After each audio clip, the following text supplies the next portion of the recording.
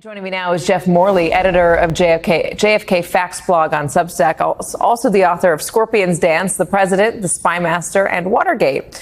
Jeff, good to have you. I guess, what's your reaction to getting these documents and not getting the rest?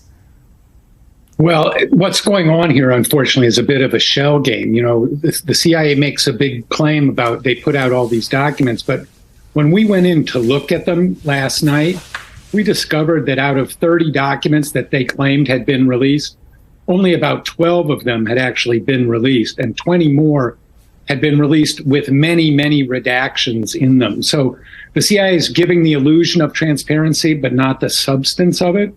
That's the first thing. The second thing is, the CIA has long hidden not just what happened with Oswald in Mexico City, but their interest in Oswald over 4 years.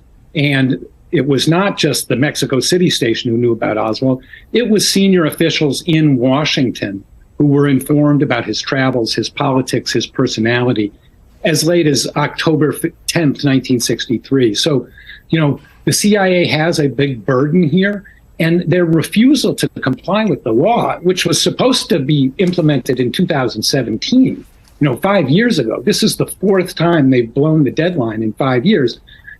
Some people will say that's incompetence, but other people are going to say, no, that's suspicious. And I think that the CIA's embarrassment is not just the possibility of incompetence, but in fact that they were using Oswald for intelligence purposes. And that's what they can't come up with. That's what they can't admit now, because it's just too embarrassing. Now, there is no national security problem with that. That's just an embarrassment of the CIA problem. But this is the problem we face. You raised before, who's the backstop? Who's going to say, let's end this charade? This is our history. It belongs to us. Doesn't belong to the CIA.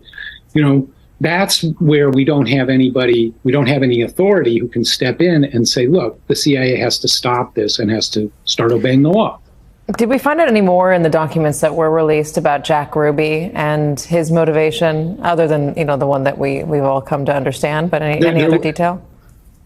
There was no previously classified material about Ruby and his case released yesterday, as far as we can tell. There's a lot of documents here, and we can't swear that we've seen everything, but that was one thing we looked for, and there's no obvious Ruby material in here.